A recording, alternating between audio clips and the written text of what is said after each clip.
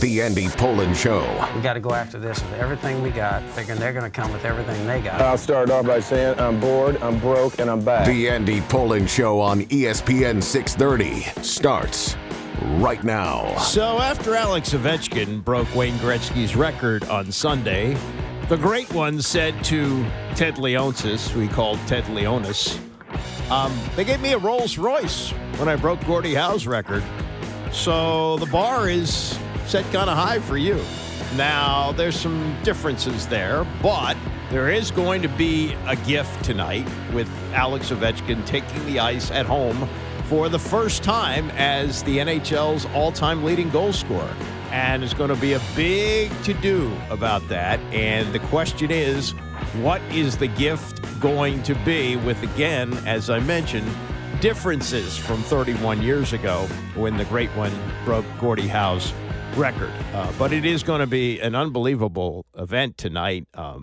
I've been to many, many playoff games that the Capitals have held, and we've done shows at bars and restaurants near the arena over the years, and just, the feel of the build-up to the game and seeing everybody come in the red jerseys and, to be all hyped up for a playoff game. It's not that tonight. Capitals are safely in the playoffs. They've clinched the division. They're going to have home ice for first couple of rounds. That's all taken care of. But the full honoring of Alex Ovechkin will take place tonight. And when the Kings, I think it was Bruce McNall, still the owner, when he gave Wayne Gretzky a Rolls Royce in 1994, I don't think there was a salary cap.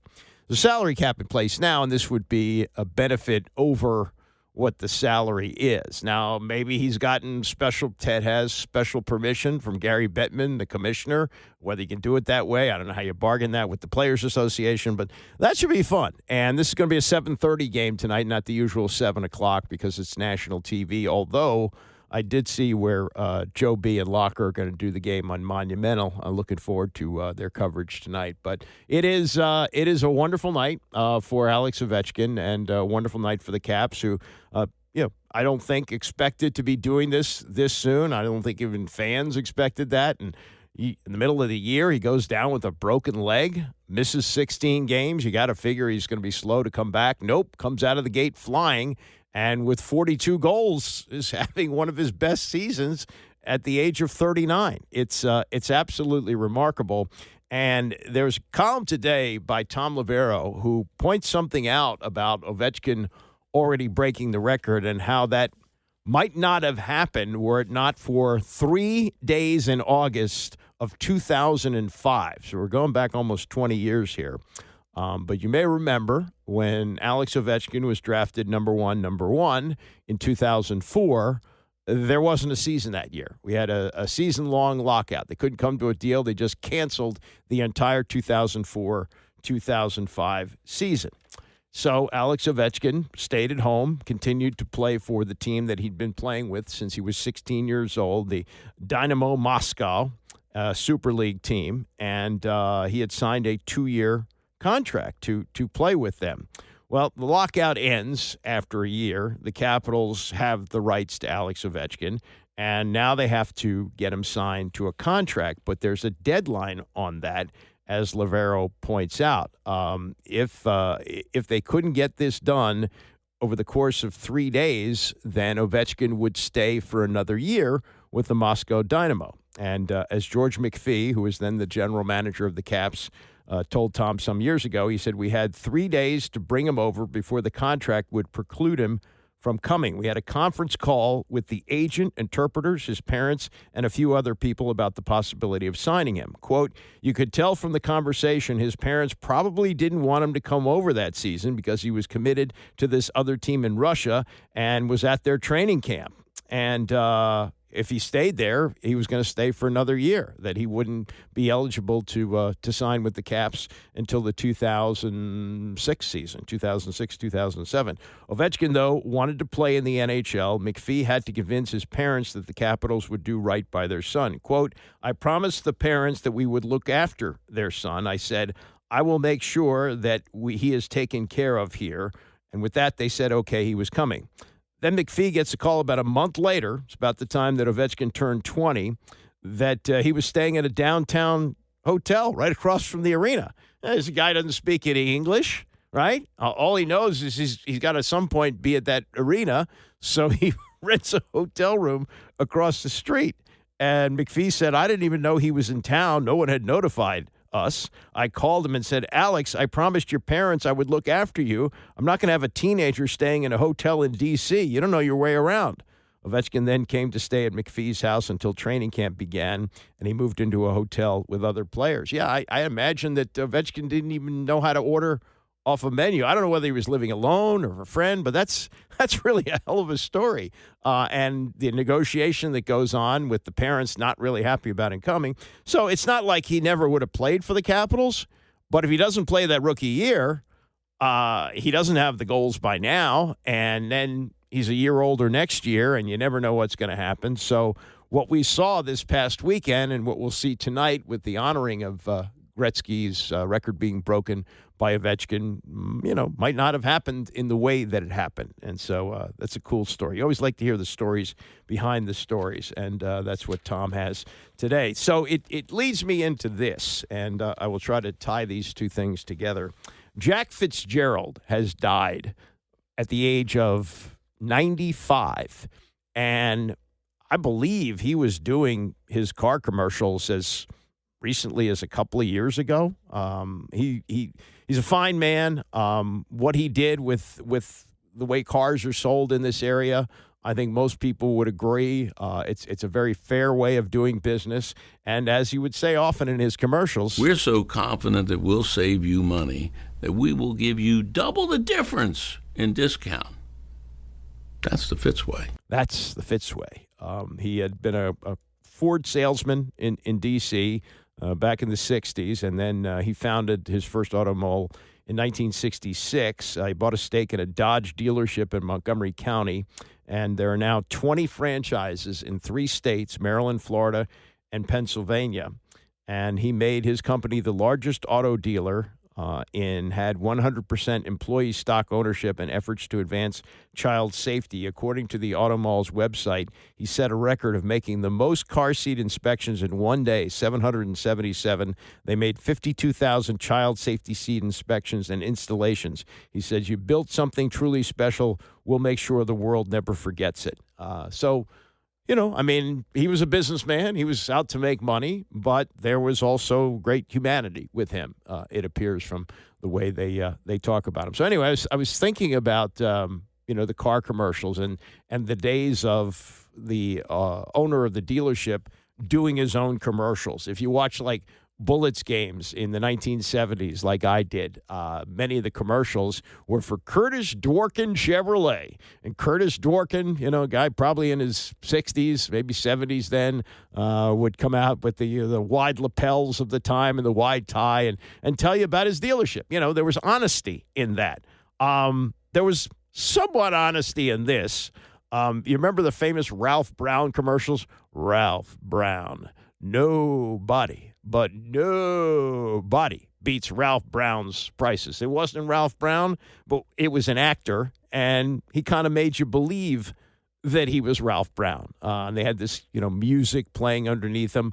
The Oarsman Chevrolet commercials with the very attractive blonde who had this tagline. It just goes to show you always get your way at Oarsman Chevrolet. You always get your way at Oarsman Chevrolet. And then, remember Battling Bert Lustine? Bert Lustine is working round the clock during his Washington's birthday sale. Good night, Bert.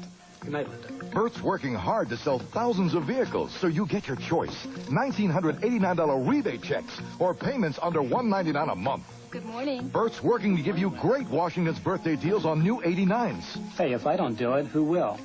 Certainly my competitors haven't. Only Bert is offering $1,989 rebate checks or payments under $199 a month, now through Monday at all Lustine car stores. Battling Bert Lustine. And then, this is a hidden gem as we tie it back to Alex Ovechkin. You know about the Eastern Motors spots, and they've done great work over the years getting deals with many of the star athletes, whether it was, LeVar Arrington, whether it was Clinton Portis, a number of Redskins / Commanders have done it. I think RG3 was probably involved. I think Gilbert Arenas did it. And this is long forgotten. This is kind of outtakes, but it was an oarsman, not an oarsman, but an Eastern Motors spot with Alex Ovechkin. And this is not Alex Ovechkin, gray hair, beard, eloquent. This is Alex Ovechkin, young, shaggy, black hair, and still kind of learning the English language, but having enough chutzpah to participate in something like this. Eastern Motors, your job, you're created. Eastern Motors, your job, you're created. Ford, Hondas, Beamers, and minivans, over 600 cars, trucks, subs. Are you listening, man? Can you give me some shots vodka, please?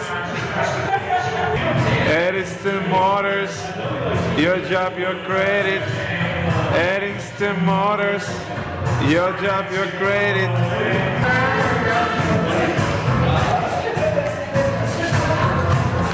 It's going to be on YouTube for sure.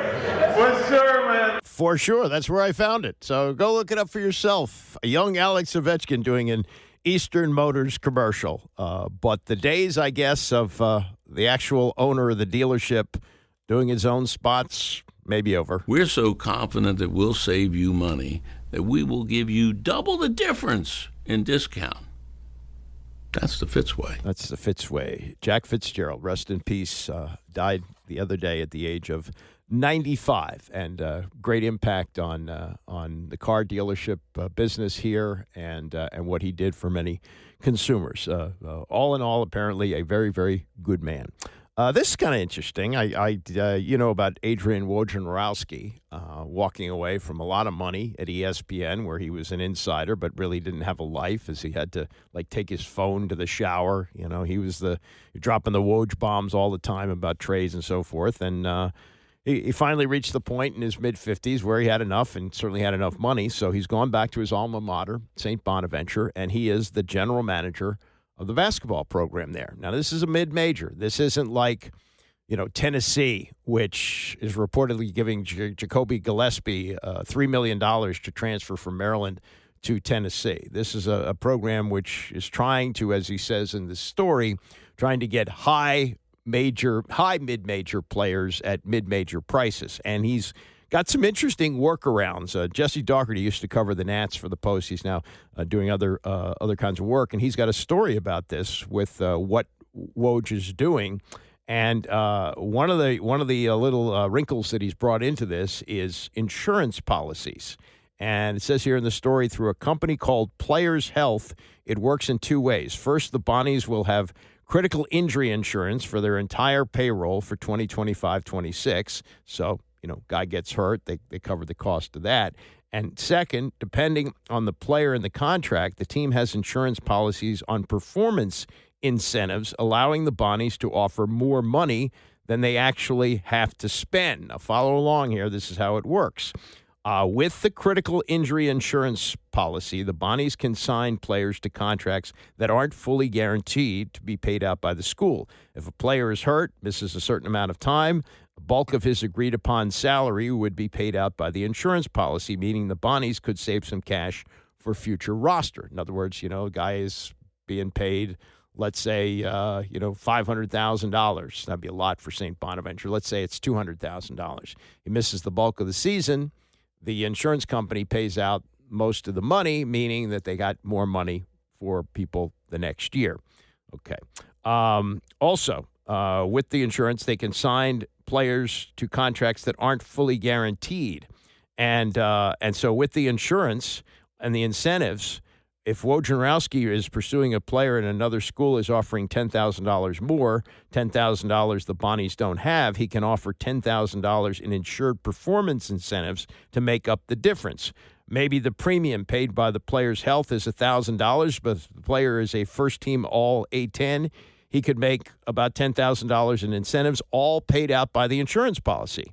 The school would have bet a $1,000 premium to get him. The insurance would have bet, seeing that they could have collected the $1,000 premium if the player didn't reach the incentive. So it's a form of like insurance gambling. It's It's bizarre. On top of that, Woj has some fame from all those years at ESPN, also connections. So in the recruiting process, he's telling players, hey, I know general managers, I know scouts all over the league. I'll make sure they come and see you practice, see you play. That's going to be an incentive as well. He is also, though, going to be the brand ambassador for Players Health and is a member of the NIL advisory board for the insurance company. That means he'll promote the company and its college services. In turn, there are significant benefits for the Bonnies, including that the Players Health will cover all the critical injury insurance policies for the next year's roster and payroll. And whenever he brings in a new program to the company, Players Health will pay a referral fee to St. Bonaventure's NIL Collective, the booster group that has funded the salaries to this point. Now, we're still waiting for this court decision on how it's all going to be settled out with this hysteria that's gone on for the last couple of years and a salary cap of $20.5 million. But that's a creative workaround that Woj has put together here, and that's his real value to the program. His name, because he's, as I say, a brand ambassador for this health insurance or this insurance company. And on top of that, he's got a name so that when they do approach players, people perk up because of his connections to the NBA. It's a new world. It's the wild, wild west, and whatever you can do to kind of maneuver around it like he's doing, you got to give him a lot of credit for that. All right, Masters is getting underway today. They've already had the ceremonial tee-off. Jack Nicklaus teed off with his wife, Barbara, watching, and they're off and running, and we'll see what's going to happen over the next 4 days. No Tiger Woods this year. Yet another injury, tore his Achilles, hoping to play. So there's that part of the event that is missing this year. But there's also some other interesting angles to this, including with what we've seen with baseball with the shot clock.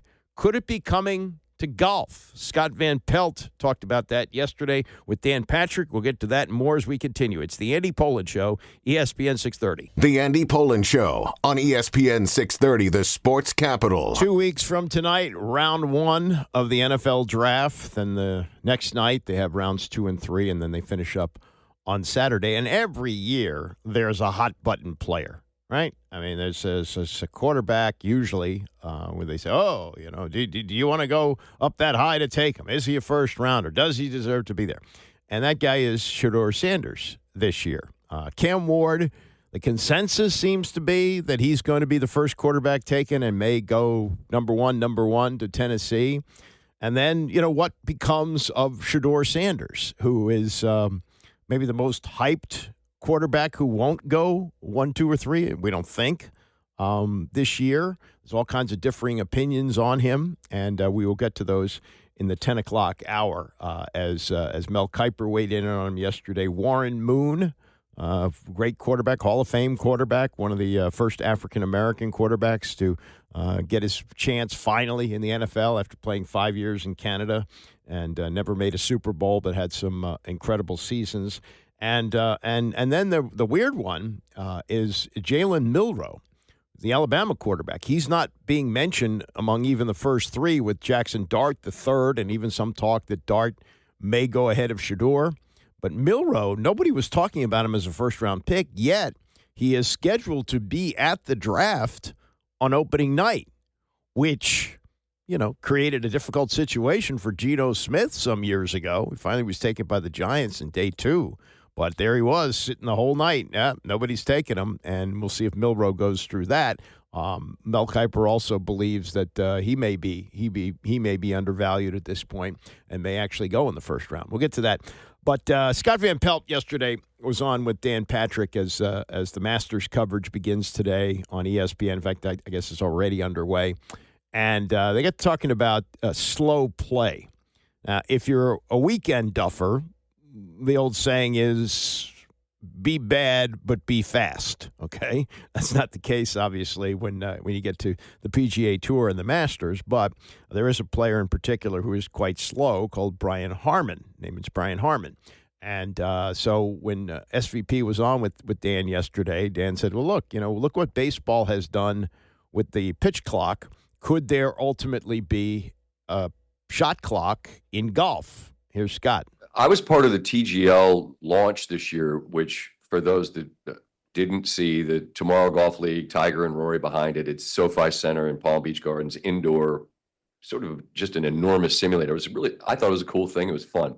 They have a clock, you see it, and the one person that got a violation, I believe there was only one, and it was Tiger, which that's how you know it's real. If they're gonna call a violation on him, then it's a real thing. But what you're dealing with is a big, giant clock that you can see that's right there. And when it goes off, there's really nothing to do but say, well, that's a penalty.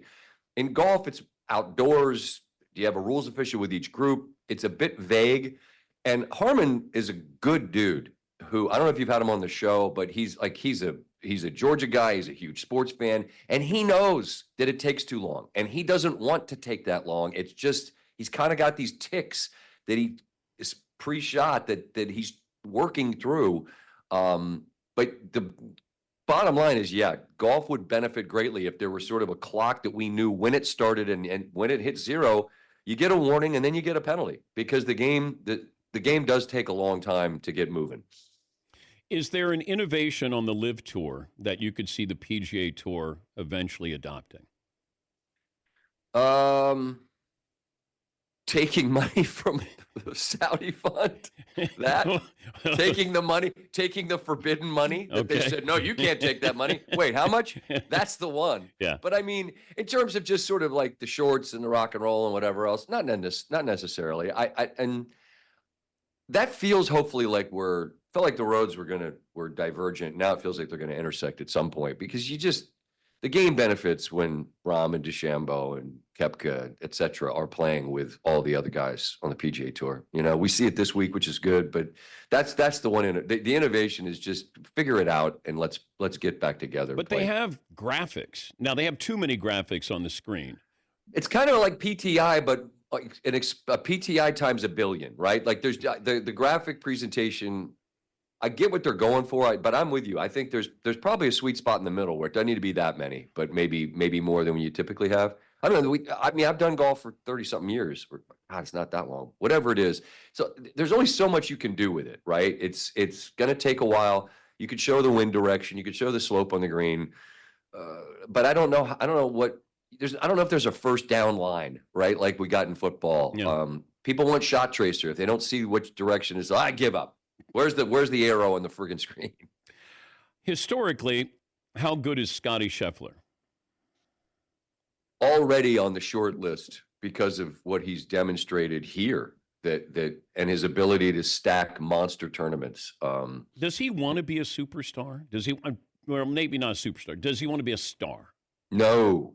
That's his secret sauce, Dan. I think is that he has maintained a similar humility to before everyone knew his name, and he keeps focusing on doing the same stuff.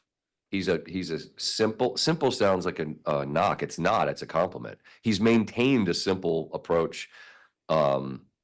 He's really good at what he's really good at, and that's pretty much everything. And he has no desire to seek it. You know. Now, I do think that the one thing you got to learn to live with, and I feel like you've seen him get a little bit more prickly with the media this year. I think he just doesn't suffer the nonsense well, and you got to just somehow trick yourself the way Tiger did, that I'm going to be asked a lot of the same stuff.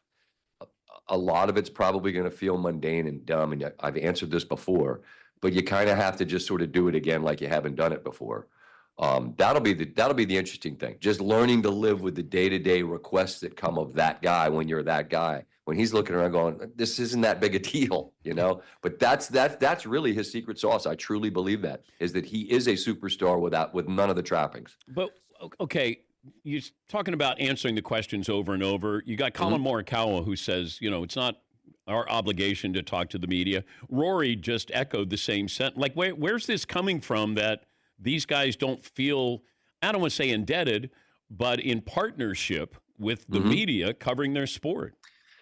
I think Colin explained what happened at Bay Hill, where he came out and was ready for the questions or ready for the media person to be there, and no one was there. And then he went and signed for the folks that were there, autographs. And there was And then by the time the person got there, he's like, look, I was here and I'm done. And I think there's a fine line. I've thought a lot about this when it came to Rory. Last year, I said it, I believe you did as well, about Pinehurst. And Greg talked after it completely imploded here at Augusta. You remember it, standing in the trees at night down there, and he answered the questions, and he smiled, and he said the sun will come up tomorrow, essentially. And I think I wanted to know in that moment what happened. But then there's a human part of me where I think there's a little grace to be extended here. Like, if it were the NBA Finals, which you covered so well for so many years, there's that little grace period where they're in the locker room before they're going to come out. And sometimes you got to wait for LeBron or Michael back in the day for a while. But if there was that cooling off period where we waited, and it wasn't just you've got to go right on NBC and tell us you missed a 2-foot putt and you lost the U.S. Open, how do you feel? Like, you know what I'm saying? I feel like if there were a little bit of grace, a little bit of a buffer zone, which exists in the other sports, that might be beneficial. Does that make sense at all to you? Calvin Sampson waited an hour before he met with the media, I think, after losing the national title game. And that's based on what happened to his team on Monday night. That feels entirely reasonable to me. Yeah. Because if he were asked to speak walking off the floor, I can't imagine what he could have even uttered. I don't know how you could have gotten a word out after what happened. You know what I'm saying? Look, you and I are on the same lane here on the other side of the rope, where I'm interested in that human emotion. That's why I enjoy the show I get to do. I get to talk to these people in the moments after high achievement, and you get to try to get the feelings out of them. But I'm talking the winners. You know what I mean? I don't have the person that just lost in gutting fashion on the show and like, how are you right now? You have to have that hushed tone. Yeah, you got to take that very affected. Well, I mean, you want to be, hey, how's it going? You doing all right? But I really do. I've thought a lot about this, particularly with Rory, because I think he is often as good as anyone in this sport and giving you the good stuff. And so how do we find the room to give them a little bit of time to allow them to decompress? And if they want to go out and slam the trunk and say, I got nothing for you, we'll catch up down the road. That's where I think it's fair to say, if we gave you the space, it wasn't unreasonable to ask where you were. Who's got more scar tissue, Rory with what happened at Augusta, or Jordan Spieth, what happened at the 12th when he lost to Danny Willett that year? It's different because what Spieth has here is the knowledge that he gets to come back until he no longer wishes to because he's won.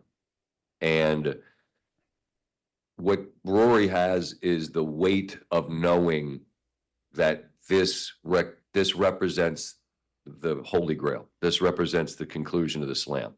So I think there's more weight on the shoulders of Rory. I don't think he's got the same, like when you get to 12 and you're Spieth, I don't know how you ever forget what happened in that moment.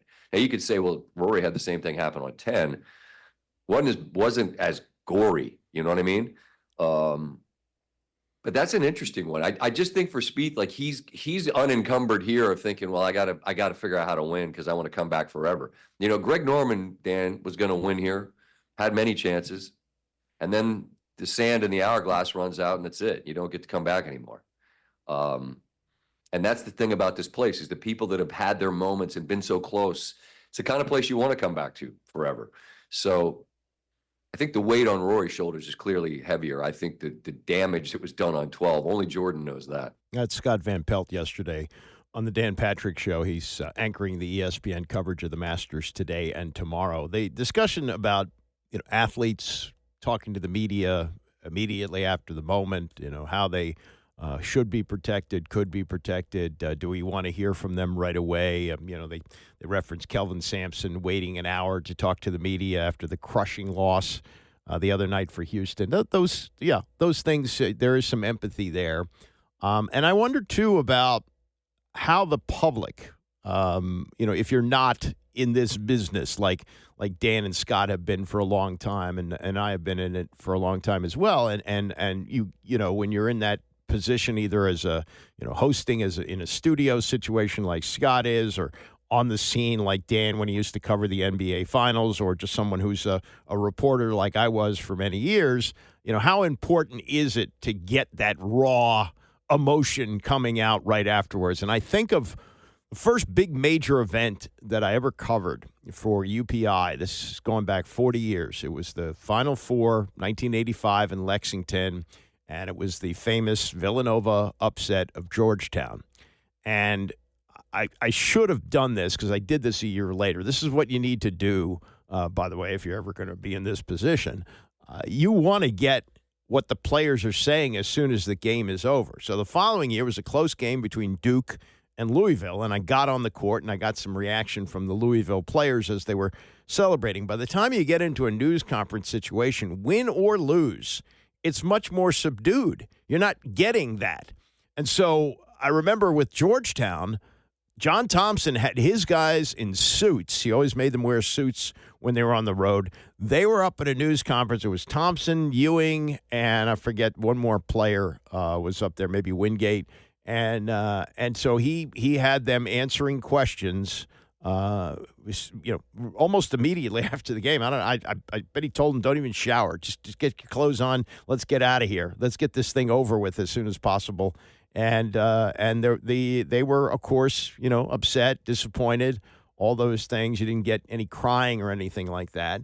But it was, let's get this out of the way as soon as we can and get on the bus and get to the airport and get the hell out of Lexington. I think that was the feeling there. And the more disappointing part of it is once Villanova had a chance to kind of absorb it for a while, they were kind of melancholy. It was like, oh, it's over and we did it. And, Raleigh Massimino, he was great. And whoever he had up there, Dwayne McClain and Gary McClain, I think. And there was, like a couple other players. But that was, so I don't really know. And when you're a reporter, you're trying to capture this. You're trying to capture this. But as someone who's a consumer, listener, reader, however it is, watcher of TV, is it that important for you? Now, the Norman thing at the Masters, I think this was 93, if I'm not mistaken, and he just completely collapsed. I mean, it was painful to watch.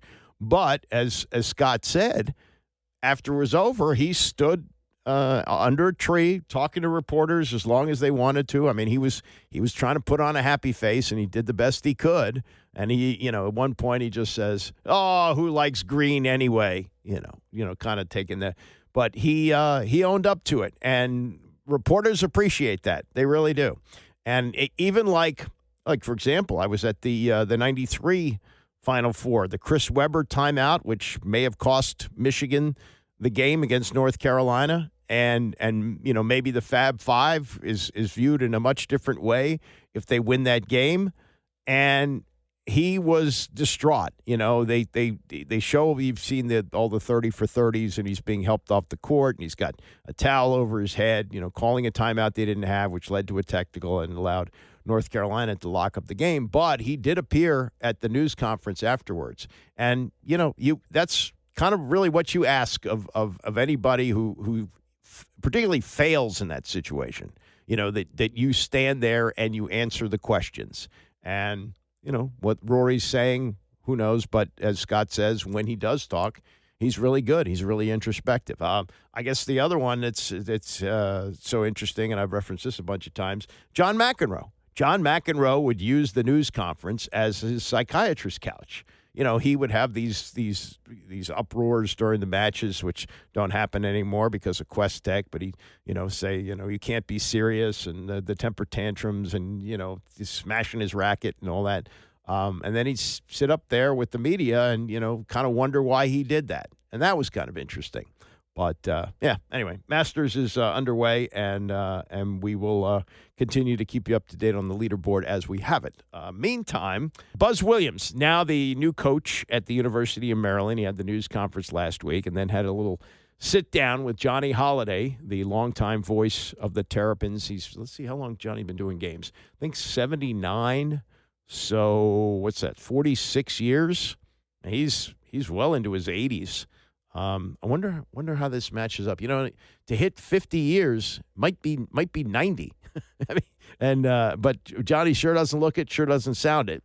And when he was talking to Buzz Williams, they got to talking about his connections to the program, including the last name. No, they're not related, obviously, but Williams, Gary Williams, Buzz Williams.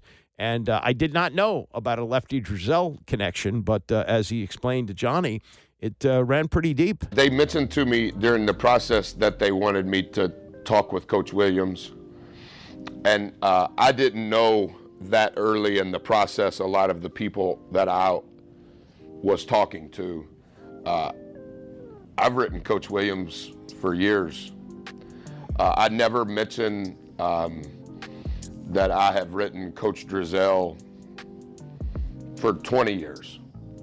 I never mentioned that Coach Driesell's daughter and son were calling me when Coach was at the end.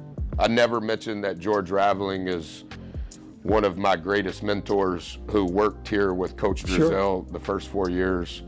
I never mentioned that Coach Raveling's book with Ron Holiday, Coach Rav is 87, came out last month, and he mentions me several times in the book. I didn't want the Maryland job because I knew the history of the talent of the players, the talent of the coaches, because I never wanted to barter my relationships with those coaches as if I had ownership in this program. What this program has done speaks for itself, and that has nothing to do with Buzz.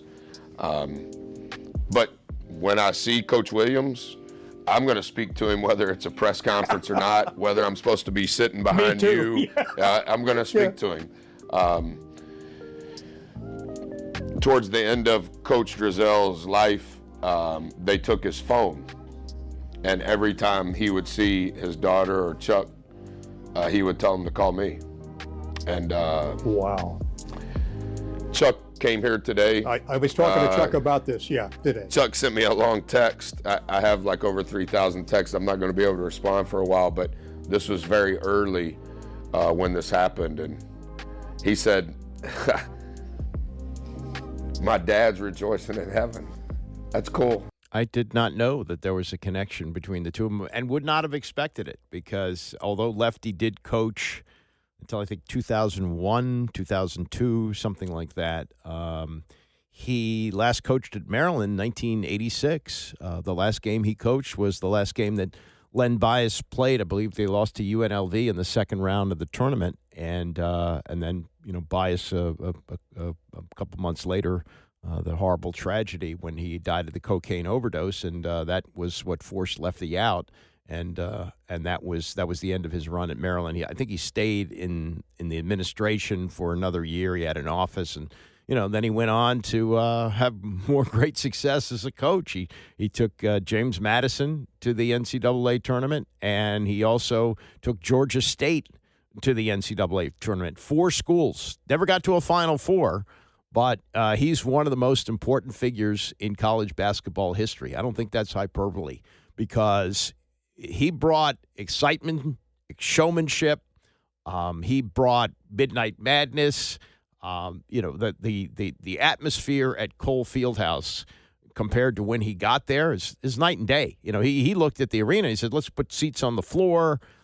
Get the fans involved. He'd come out and he'd give the V sign, the victory sign, and the fans would go nuts. He made college basketball a happening, and I didn't expect Buzz Williams to have a real connection to him because, realize this, if he's 53 years old and it was 39 years ago that Lefty left Maryland, well, do the math. He was a middle school kid. And I guess over the years, the connection to people like George Raveling, who is, by the way, I think the first black assistant in the history of the ACC. Lefty gave him an opportunity, gave others opportunities, and then they took what they learned from him and took it to other places. Raveling coached at Washington, and he was an executive at Nike, and those guys really launched college basketball into what it is now. It was really a different sport before Lefty, got involved in the late 60s at Maryland.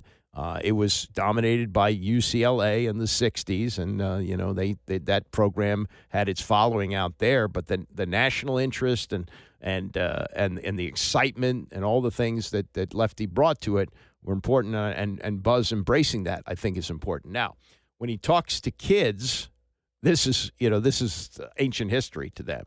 I don't think anybody who's playing for Maryland now really knows anything about Lefty Driesell, nor would they expect to know anything about him. These are kids who are born now into the 21st century, right? I mean, anybody playing, even the 3 or 4 time transfers, they're born 2002, 2003, and that's, Lefty was out of coaching at that point. He had no connection. But I really appreciated that and would not have expected it. You would expect the longtime guys who played for Lefty, like Tom McMillan and Len Elmore and John Lucas, and, the guys who helped to build the program to where it got to in the early 70s.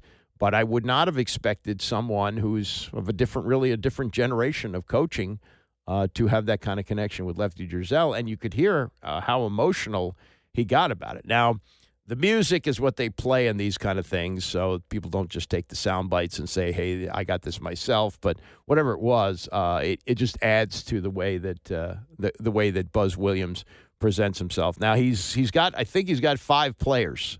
5 players in. A couple of his guys from Texas A&M are following him, and at least he'll have somebody to put on the floor. It won't be like the scene in Hoosiers where you only put 4 players and you hear Gene Hackman say, "My team is on the floor." No, they got enough to do it, but he's still got work to do, and they now apparently have some more money to be able to do that. And, we'll see what he's able to put together. But he definitely has a different style. If you think of the men who have coached at Maryland, I don't think there's been anybody quite like this personality. Biggest personality was Lefty. Gary had a chip on his shoulder personality. Willard turned out to be kind of a flim-flam man. And I think the problem that a lot of people had with Mark Turgeon was he was really Midwest low-key. Didn't really have the brashness that people were looking for here. But I thought he did a pretty good job as a coach. I think he did not get a fair shake in the way the fan base treated him, and was pretty much run out of town, both by the athletic director, Damon Evans, who's gone, and the fan base, who was pretty fed up with the fact that they did not reach the highest heights. They made the Sweet 16 once with him. All right. Coming up in the next hour, Shadeur Sanders, a hot-button player. What Warren Moon, Mel Kiper, and others say about him as we continue. It's the Andy Pollin Show, ESPN 630. The NFL is so remarkable that news of the announcement of the schedule is highly anticipated. Every other league in sports has got to look at this and go, oh, my God. Wouldn't it be great to be the NFL?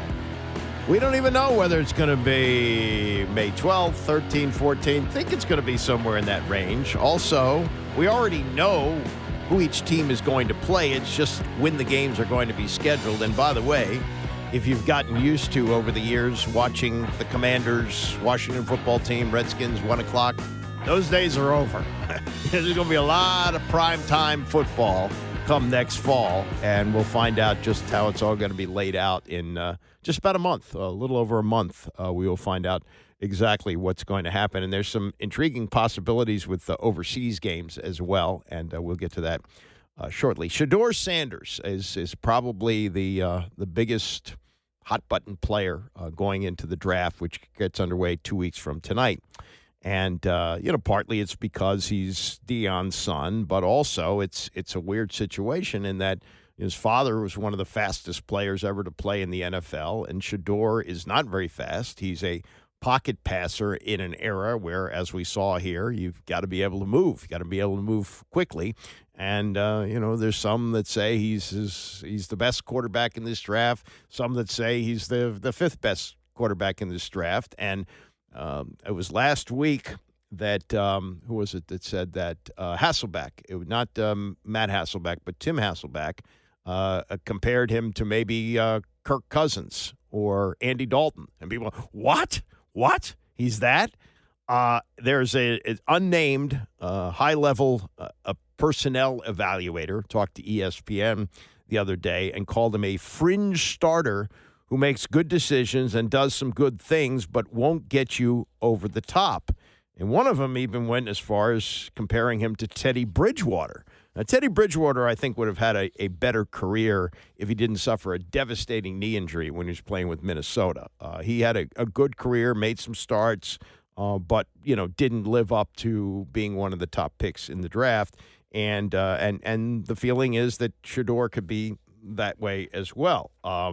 He did throw for 37 touchdowns this past year, and for whatever these pro days are ridiculous as far as I'm concerned. Players in shorts, it's not no rush. I mean, that doesn't really resemble to me anything much like real football. But he completed 62 of 67 passes during his pro day workout, with 3 of those incompletions categorized as drops. But there was somebody who noticed, or others who noticed, that he pats the ball, and you got to be able to get rid of the football. That's the ball game there. That's what made Peyton Manning Peyton Manning. He could get rid of it, make a decision, get rid of the football. Another AFC executive told ESPN that Sanders needs to be in a timing offense, and they say he doesn't have any issues with his personality. And that also came out of the combine, that he was not interested in talking to certain teams. That may have been some strategy too, that was a team he didn't want to play for.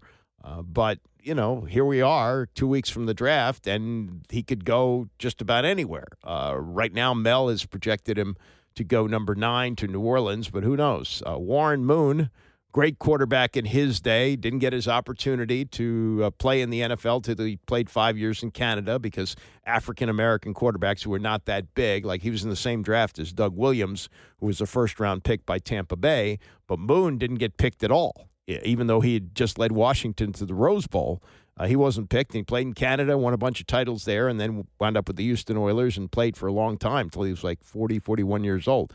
He's taken a look at Shadeur and was on our morning show on Sportsmanlike yesterday, and this was the Warren Moon analysis of Shadeur and his future, and a lot will depend on which team he lands with. What type of environment these young kids go into, what they have around them, and I think that has a lot to do with their success. If they go to a situation where the team isn't very good, the organization isn't set up for them to have success, then they're probably going to get off to a bad start, and it's going to really hurt their confidence. But if you get get them going into a situation where there is an infrastructure there is some talent around them that they don't have to put it all on their backs, that's when you tend to see these young quarterbacks have more success. So I think that has a lot to do with these young guys coming out. Now, Shadeur, there's no question he has the abilities to be a really good quarterback in this league.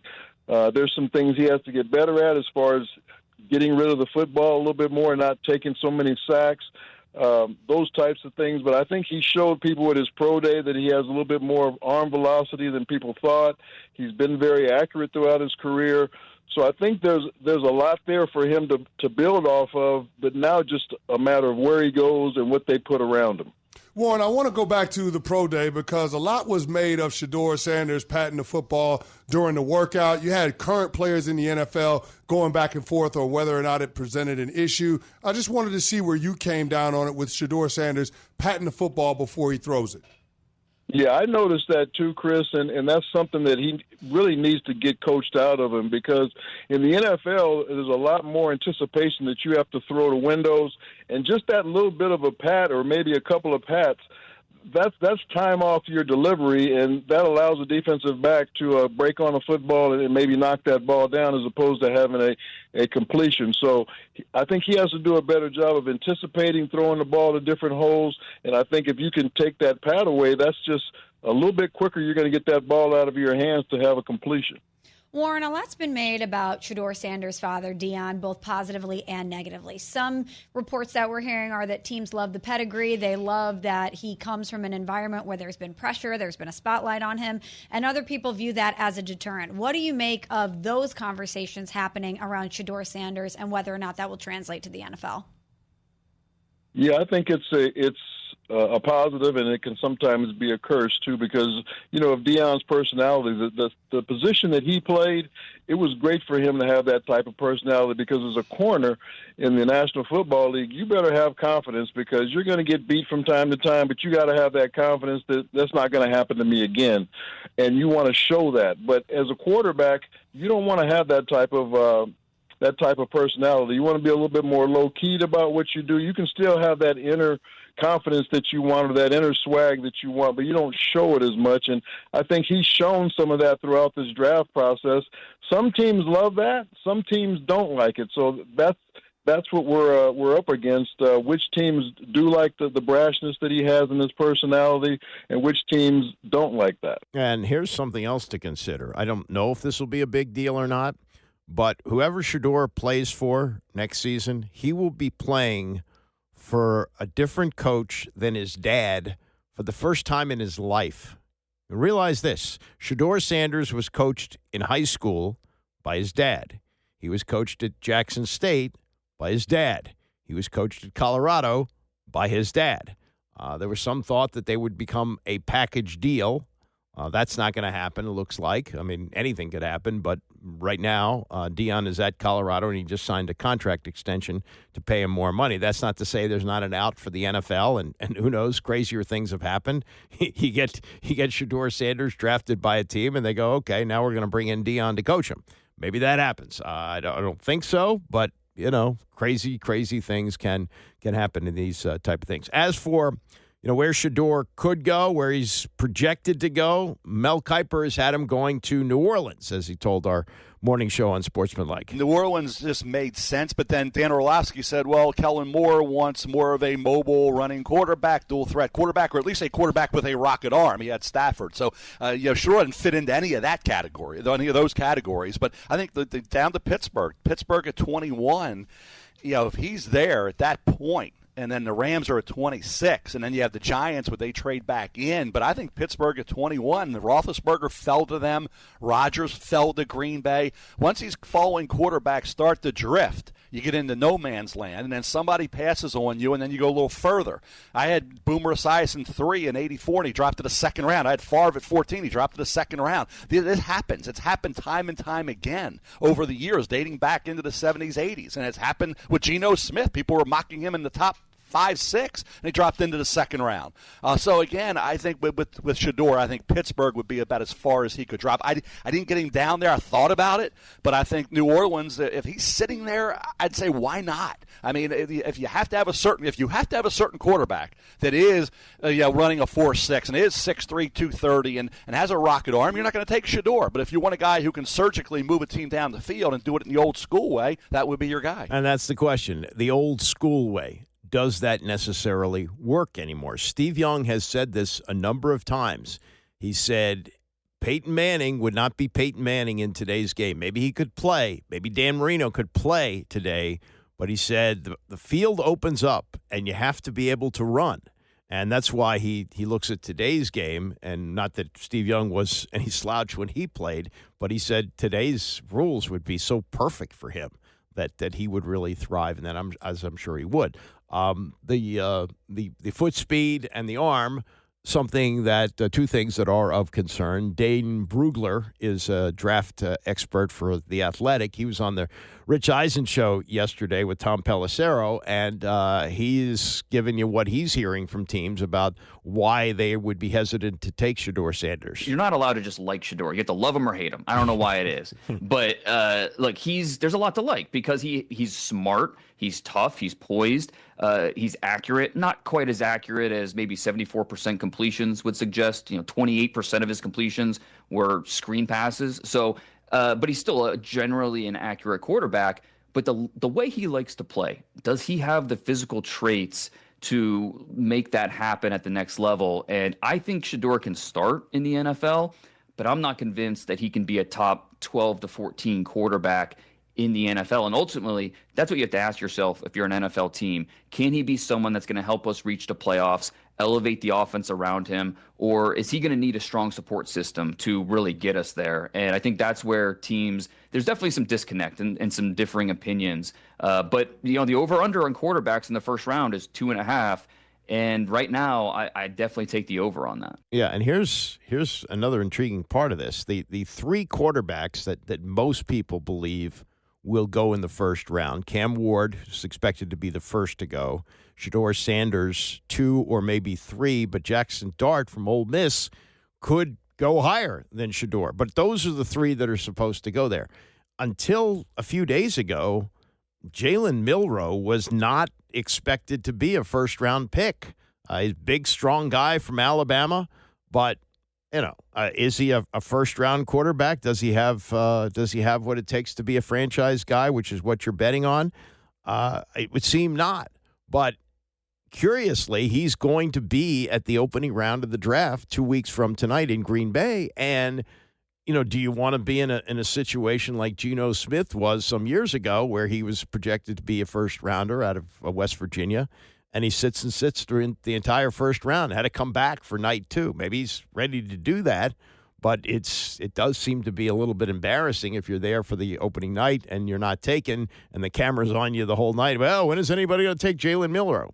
This is Mel Kiper's analysis of Milroe and why he could jump up to the first round. I mean, he's granite. He's 220 pounds. He's got the rocket arm. He can run into 4.3s.